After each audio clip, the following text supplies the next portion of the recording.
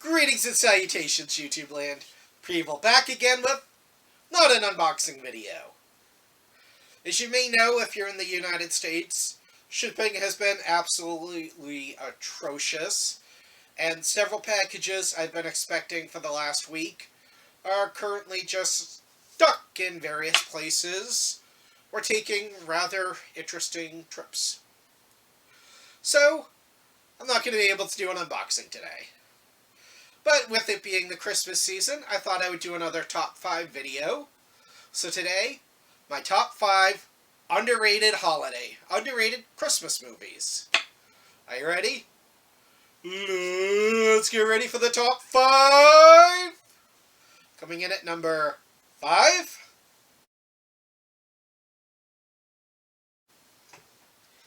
We have arguably a Christmas movie. If you've been on the internet at all in the last few years, you'll know there's been a ridiculously huge trend about Die Hard being a Christmas movie. To the point you cannot mention Christmas movies without some overly macho jerk butting in with, "Die Hard's my favorite Christmas movie!" And although I do enjoy kind of non-traditional Christmas movies, one does make my list at number 5, and it is Trading Places. This is Dan Aykroyd, Eddie Murphy, with Jamie Lee Curtis and a few other people. It's sort of a Prince and the Pauper style thing. Dan Aykroyd stars as Louis Winthrop III, a very rich, basically yuppie in the 80s in Philadelphia. He's a commodities trader. Eddie Murphy stars as Billy Ray. He's a street swindler, basically, con man. In the beginning, there's a very funny scene where he pretends to be a Vietnam vet, and 2 cops who were in Vietnam completely call him out on it. And thanks to a bet by Lewis's two bosses and related to his fiance, I don't remember. It's like great uncle or something like that. They end up switching lives. They completely ruin Dan Aykroyd's while bringing Eddie Murphy up. Almost the entire movie is set at Christmas. There's a little bit at the very end that's like the day after New Year's. The themes of it are very much Christmas themes, although not quite traditional ones. I will say there is one kind of difficult moment to watch today involving Dan Aykroyd's character doing what's basically blackface. It's uncomfortable today, it's a little awkward, but if you could get past that, it's a very funny movie.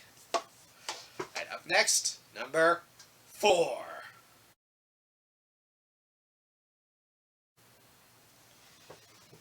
Number 4 is Santa and the 3 Bears. I'm not even sure who made this originally. I got it on a very cheap DVD in one of those, like, bottom-of-the-barrel racks. However, I used to have the book and record of this.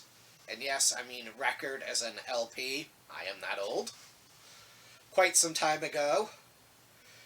This is a really cute traditional Christmas story. It's basically about 2 bear cubs getting ready to hibernate for the winter. And they ask the park ranger what he's going to be doing, and he mentions Christmas and Santa. And their mother just wants to sleep, and they keep waking her up to try to get her to do different Christmas things. Until finally the park ranger decides to play Santa for the cubs. And of course there's some holiday magic, a few missteps along the way. It's not the greatest animation, it's pretty low quality, and there's a kind of trippy musical sequence like halfway through that I don't know why it's there. But if you're looking for something, especially if you have young kids, this is really good. It's really cute, it's really fun. Well worth it. And if you can find the book and record, I rather enjoyed that too. Alright, up next, number 3!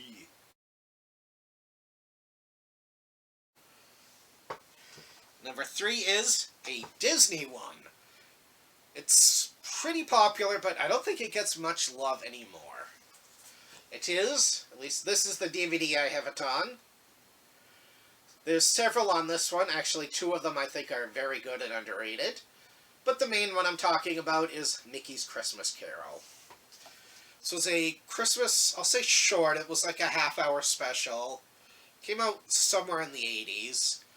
And it's a retelling of A Christmas Carol featuring Disney characters. It's a very good adaptation, although they do cut it a little short. They leave out a lot of stuff, try to squeeze it in the time frame. Scrooge McDuck is, of course, Ebenezer. Mickey is Bob Cratchit. Donald is his nephew Fred. And then many, many other characters fill in. Half the cast of Robin Hood shows up in it. It's kind of fun to watch the background and try to pick out what movies, like, characters and, like, literal, like, animation comes from.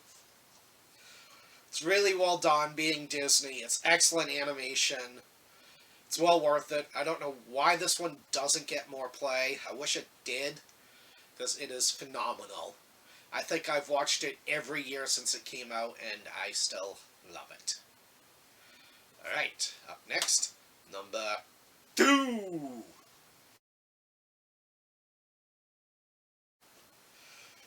Coming in at number 2, it's another one that was really big when I was younger. It came out in the 80s, but it's kind of faded away, and I don't understand why. It is Garfield's Christmas Special.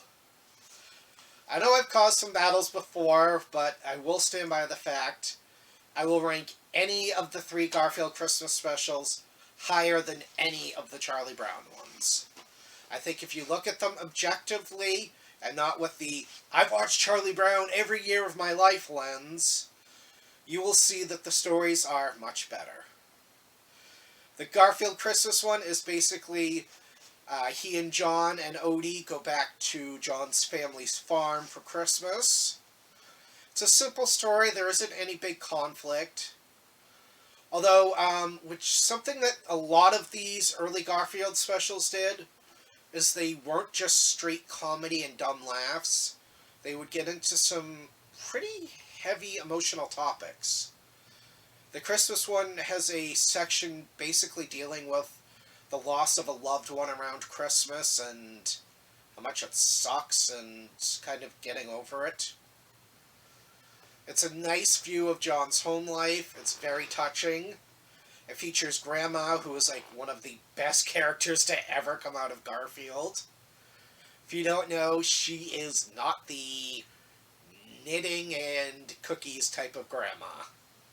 She is super competitive. She likes spicy food and motorcycles. But I absolutely love this. I don't know why this doesn't get aired every single year. I don't know why it isn't a bigger deal.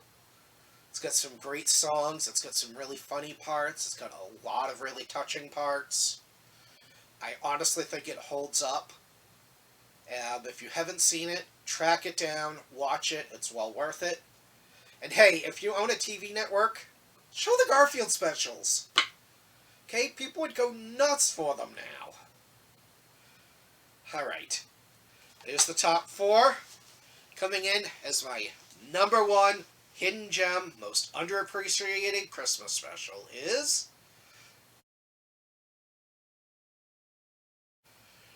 number 1 is actually my favorite Christmas special of all time. It's one I absolutely adore, and it is criminally underrepresented. Just getting it on DVD was an undertaking and a half. There is no merchandise out there for it. Believe me, I would buy it if there was. Are you ready? It is the Rankin Bass, what I feel classic. No, not Nestor the Long-Eared Donkey. That one's kind of dumb. The Life and Adventures of Santa Claus. If, like most people, you're unfamiliar with this, it is sort of a pagan take on the story of Santa. Now, please, I know a lot of people, when you say pagan, they instantly turn into, like, Satanism. That's not what I mean. This is more like nature worship. It features, like, imps, Nooks, Riles, all sorts of mythical creatures. It's really cool. It delves into a lot of, like, why Santa's immortal, which is something no other specials really touch. Most of them just got to say, it happened. Or ignore it. The story comes from L. Frank Baum. If you don't know, he is the writer of The Wizard of Oz, which, if you're younger and you don't know, it's the book/movie that inspired Wicked. It's whimsical, it is fantastic, it has a ton of beautifully memorable creatures. The Rankin Bass Studios, the people who did Rudolph, Frosty, Easter Bunny's Coming to Town, Year Without a Santa Claus, most of the major animated and stop-motion classics you know. This was pretty much the final one that they did together. I think they reunited for one, like, 20 years later that absolutely flopped. This one, the soundtrack is incredible. It has a beautiful, haunting score.